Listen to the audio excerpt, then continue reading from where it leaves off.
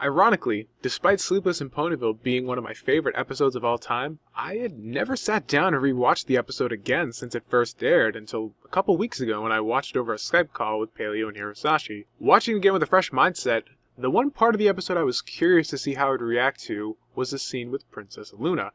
I had fanboyed pretty hard when she showed up during my initial viewing, enough so that I probably didn't consider her reappearance with a literary mindset. Was her role in the episode a contrivance in order to please the Brony fanbase, or to simply give her something to do? I couldn't help but feel that the line, "You were mistaken, but I hope not disappointed," was spoken to the audience just as much as it was to Scootaloo after all, as none of us were expecting her to show up going into the episode. But it appears she did, and so the question remains.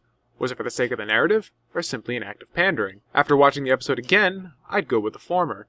The biggest complaint that I've heard concerning Luna's role in Sleepless in Ponyville is that her ability to walk in her subjects' dreams calls into question her entire motivation leading up to her transformation into Nightmare Moon. If she was helping all these ponies out in their dreams and guarding their sleep, why then did she feel so unimportant?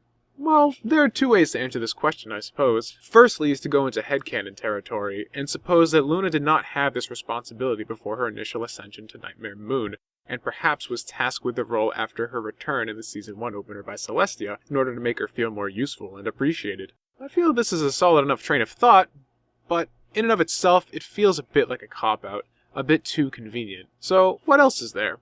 Well, I think the very notion of the task itself paints the picture. Luna is dreamwalking.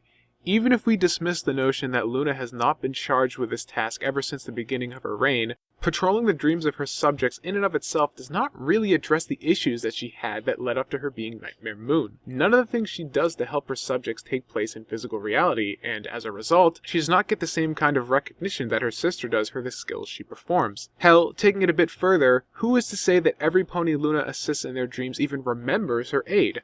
I certainly don't remember all of my dreams that I have every night. Quite the opposite, in fact. And even if I did, when they feature people that I know, my first thought isn't that they're somehow in my dream, but rather that my subconscious was just in some weird places last night. I have a feeling that the citizens of Equestria probably think in a similar fashion. Luna fears her own irrelevance in a world that she never truly interacts with. Her one contribution, bringing up the moon and stars, is largely ignored by the very subjects she lives to serve.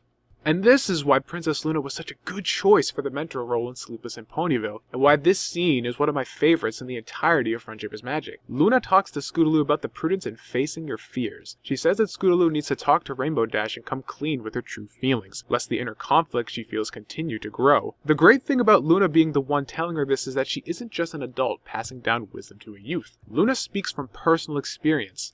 This is a conflict that resonates with her, as this mistake is one she made personally, and cost her dearly as a result. Just like Scootaloo, Luna didn't communicate her fears of her own irrelevance to her sister, instead letting it continue to fester and grow until it crescendoed and caused the birth of Nightmare Moon. The line, "But they must be faced, or the nightmares will continue," is so amazing because with the term nightmare, Luna is referring simultaneously both to the bad dream Scootaloo is having, but also to her own personal weakness when she became Nightmare Moon. So yeah, less pandering, more fantastic storytelling.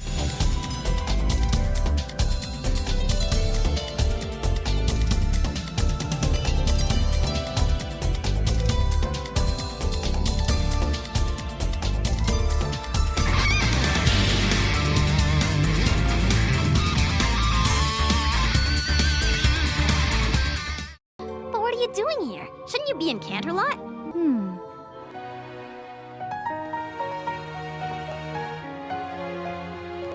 Hello, every pony. Did I miss anything?